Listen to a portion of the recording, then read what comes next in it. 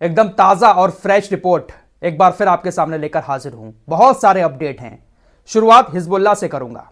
आप सभी लोग अच्छे से जानते हैं कि इजराइल और अमेरिका जैसे देश अपनी नाकामी को दुनिया के सामने आने नहीं देते हैं। इनके ऊपर कोई हमला हो जाता है, इनको कोई बड़ा नुकसान हो जाता है, ये उसको छुपाने की कोशिश करते हैं। बाकी यूरोपीय मीडिया, उसका हाल तो आपको पता ही है, पूरा का पूरा इनका गुलाम बना हुआ है। लेकिन कुछ हर देश के अंदर चैनल ऐसे होते हैं जो विपक्ष का काम करते हैं। जैसे हमारे देश में भी कुछ चैनल हैं, बाकी तो सारे गोदी मीडिया बने पड़े हैं। ऐसे ही इजराइल के अंदर भी एक दो ऐसे चैनल हैं जो हिम्मत करके थोड़ी बहुत सरकार की नाकामी को दिखाने की कोशिश करते हैं। तो ऐसे ही एक इजरायली मीडिया की तरफ से रिपोर्ट दिखाई गई है कि हिजबुल्लाह ने उत्तरी इजराइल के बॉर्डर पर ऐसी तबाही मचाई है, ऐसे हमले किए हैं कि जिसके चलते हुए तकरीबन इजराइल के 500 घर पूरी तरह से तहस नहस हो गए हैं।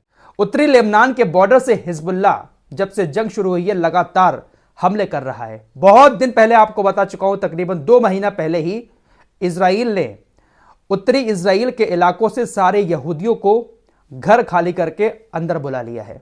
पूरा का पूरा इलाका खाली हो चुका है और इसी इलाके में इजराइल के बहुत सारे कमांड सेंटर भी बने हुए हैं। तो जब हिजबुल्लाह मिसाइल छोड़ता है इजराइल के कमांड सेंटर को टारगेट करके, तो आसपास के घरों को भी नुकसान होता है। तकरीबन 500 घर पूरी तरह से तबाह हो चुके हैं। यह वो जानकारी है जो दुनिया भर की मीडिया दुनिया को नहीं दिखा रही है। इस पर आपको यकीन करना पड़ेगा, क्योंकि इजराइल कब से कह रहा है हिजबुल्लाह से कि आप पीछे हट जाओ वरना हम युद्ध शुरू कर देंगे, आप लेबनान के बॉर्डर को छोड़ दो वरना हम आपके ऊपर हमले कर देंगे। लेकिन अभी तक हिजबुल्लाह के ऊपर इजराइल की सेना हमले नहीं कर पाई है। लेबनान के अंदर घुस के आम लोगों को निशाना बनाती है, लेकिन डायरेक्ट सीधे आमने सामने से हिजबुल्लाह से नहीं लड़ रही है। इजराइल को पता है कि हमास से कई गुना ज्यादा बड़ा हिजबुल्लाह है। जब बड़ी बड़ी मिसाइलें दागी जाती हैं तो ऐसा तो नहीं है कि उन मिसाइलों से इजराइल के अंदर तबाही नहीं होती होगी, लेकिन तबाही बाहर नहीं आती है। वॉल स्ट्रीट जर्नल की रिपोर्ट आई है जिसके मुताबिक आने वाले सैटरडे को, शनिवार को, शनिचर को कतर युद्ध विराम का ऐलान कर सकता है। युद्ध विराम कई सारे चरणों में होगा। कौन कौन से चरण होंगे, कैसे क्या क्या होगा, इसकी जानकारी अभी सामने नहीं आई है। लेकिन पेरिस के अंदर जो मीटिंग चल रही थी जिसमें मेन भूमिका जो है वो अमेरिका निभा रहा है। वॉल स्ट्रीट जर्नल लिखता है कि अमेरिका इतने लंबे युद्ध से थक चुका है। इजराइल जो युद्ध को खींचे जा रहा है और उसमें अमेरिका लगातार उसकी मदद कर रहा है, तो अमेरिका भी अब थक चुका है। थकने वाली बात है भाई। इजराइल के लिए अमेरिका क्या कुछ नहीं कर रहा है मिडिल ईस्ट के अंदर, आप सब लोग देख ही रहे हैं। और इजराइल की इस मदद करने के बदले में अमेरिका के ऊपर पिछले कुछ दिनों में कितने हमले हो चुके हैं मिडिल ईस्ट के अंदर, वो भी आप सब लोग देख रहे हैं। अभी अभी खबर आई है जस्ट, इस्लामिक रेजिस्टेंस जो इराक का है उसने इजराइल की हाइफा बंदरगाह पर भी अटैक किया है। नुकसान वगैरह की खबरें अभी सामने नहीं आई हैं। अभी सुबह ही मैंने आपको एक रिपोर्ट दी थी कि अमेरिका के युद्धपोत पर एंटीशिप बैलिस्टिक मिसाइल से हूतीज ने हमला किया था। अभी अभी जस्ट 1 घंटा पहले फिर खबर आई है कि कुछ और मिसाइलें एक और युद्धपोत पर हूतीज ने छोड़ी है। साथ ही साथ एक ड्रोन से भी हमला किया है और खबर आ रही है कि जो ड्रोन था वो ईरान का ड्रोन था जिसको हूतीज ने लॉन्च किया। तो मिडिल ईस्ट के अंदर इजराइल से ज्यादा बड़ा दुश्मन अमेरिका बन चुका है। इसीलिए अमेरिका थक चुका है इस जंग से और अमेरिका भी चाह रहा है कि युद्ध विराम होना चाहिए। एक और बड़ी खबर आपको बता देता हूं, अमेरिका इजराइल जैसे देशों ने कैसा झूठा भौकाल दुनिया के सामने बना रखा है। अल अरबिया न्यूज की रिपोर्ट है कि कल रात अमेरिका और ब्रिटेन ने यमन के ऊपर जो हवाई हमले किए हैं, जिसके बाद अमेरिका ने कहा कि हमने ऐसे 8 ठिकानों को नष्ट कर दिया जहां पर हूतीज ड्रोन को लॉन्च करने के लिए रेडी रखे हुए थे। लेकिन हूतीज के सूचना मंत्रालय के सलाहकार की तरफ से जानकारी दी गई है कि अमेरिका ने एक बार फिर से उसी जगह पर हमले किए जिस जगह पर पहले किए थे। अमेरिका और ब्रिटेन की सेना यमन के अंदर आती जरूर है, लेकिन उसको हमारे खुफिया अड्डों का, हमारे हथियारों का पता नहीं लग पा रहा है। और जब लड़ाकू विमान यमन के अंदर आ ही जाते हैं तो फिर वही खाली जगहों पर वो हमले करके भाग जाते हैं। जब अमेरिका और ब्रिटेन ने पहला हमला किया था यमन के ऊपर, तभी मैंने आपको जानकारी दी थी कि अमेरिका के कई सारे बड़े अधिकारी कह रहे हैं कि हमारा इंटेलिजेंस पूरी तरह से यमन के अंदर अंधा हो चुका है। उसको समझ नहीं आ रहा है कि इन्होंने अपने हथियार छुपा कहां रखे हैं। खबरें आती हैं कि बड़ी बड़ी पहाड़ियों में बंकर बनाकर इन लोगों ने अपने हथियारों को छुपा दिया है। अमेरिका के इंटेलिजेंस उसको नहीं ढूंढ पा रहे हैं। अगर अमेरिका को पता चल जाता है तो अमेरिका टारगेट करके उन्हीं खुफिया अड्डों पर हमले करेगा जहां पर हथियार रखे हुए हैं।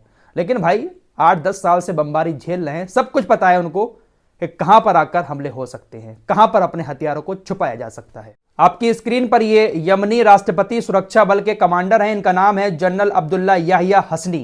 इन्होंने सभी अरब देशों की सेनाओं के जनरल, कमांडर और बड़े बड़े ऑफिसर्स को ललकारते हुए कहा कि आपके सीने पर ये जो मेडल लगे हुए हैं, इन मेडल का तब तक कोई महत्व नहीं है, इन मेडल की तब तक कोई हैसियत नहीं है जब तक आप फिलिस्तीन को इंपॉर्टेंस ना दें।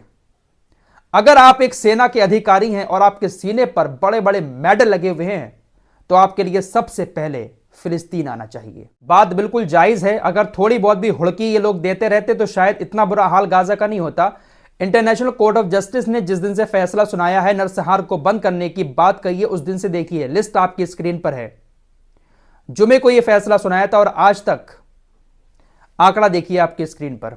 जुमे को 183 लोग मार दिए, सैटरडे को 174, संडे को 165, मंडे को 215, ट्यूसडे को 114, वेडनेसडे को 150। ये कल तक के आंकड़े हैं। तो लगातार इजराइल 150 से 200 लोगों को गाजा के अंदर मारे जा रहा है, लेकिन कोई भी ये कहने वाला नहीं है कि आप इंटरनेशनल कोर्ट ऑफ जस्टिस के नियमों को लागू करें। आपकी स्क्रीन पर तुर्की के ये पूर्व प्रधानमंत्री अहमद दावूतोगलू हैं। इन्होंने दुनिया भर के सभी देशों के जो पूर्व प्रधानमंत्री हैं, एक्स प्राइम मिनिस्टर, उनसे अपील की है, साथ ही साथ जो भी एक्स मिनिस्टर हैं दुनिया के तमाम देशों के, उन सभी से एक अपील की है कि हम सभी लोग मिलकर गाजा के अंदर चलते हैं। दुनिया भर के तमाम देशों के इस वक्त जो नेता सत्ता में हैं, प्रधानमंत्री, राष्ट्रपति, वो तो गाजा का दौरा नहीं कर रहे हैं, लेकिन इन्होंने कहा है कि हम एक्स प्रधानमंत्री दुनिया भर के सभी जो हैं गाजा के अंदर चलते हैं, गाजा के हालात की जांच करते हैं। उन्होंने मिस्र से भी इस बात को कहा है कि हम आना चाहते हैं, आप हमारी सुरक्षा की थोड़ी सी यहां पर बंदोबस्त करें, हम कैसे आपके बॉर्डर के जरिए गाजा के अंदर जा सकते हैं, आप थोड़ी सी हमारी सहायता करें। दोस्तों, गाजा का हाल इस वक्त ऐसा हो चुका है कि कोई भी अधिकारी गाजा के अंदर पहुंचता है, कोई भी नेता पहुंचता है ना, अगर उसके अंदर इंसानियत होगी तो वो रो पड़ेगा। दोस्तों, रात मैंने आपको एक दर्दनाक खबर बताई थी जहां पर इजराइल की सेना ने 30 लोगों को गिरफ्तार किया गाजा के। उनके मुंह पर कपड़ा बांधा, हाथों में हथकड़ी बांधी और उनको मारकर एक स्कूल में दफना दिया। रिपोर्ट आपको कल रात बता चुका हूं। यह मामला बहुत ज्यादा बढ़ चुका है, दुनिया भर में इस खबर को उठाया जा रहा है। हमास भी इस मामले के बाद भड़क चुका है इजराइल के ऊपर। हमास ने कहा है कि इजराइल ने यह बहुत गलत किया है और इसका जवाब हम इजराइल को जरूर देंगे। इजराइल जिस तरह से गाजा के आम लोगों के साथ बर्ताव कर रहा है, ये पूरी तरह से गलत है। ये एक बहुत बड़ा मुद्दा बन गया है जब से ये लाशें कूड़े कचरे के ढेर के अंदर स्कूल में मिली हैं। फिलहाल इस रिपोर्ट में इतना ही, मिलते हैं कुछ और लेटेस्ट अपडेट के साथ। तब तक के लिए अपना ख्याल रखिए। अल्लाह हाफिज।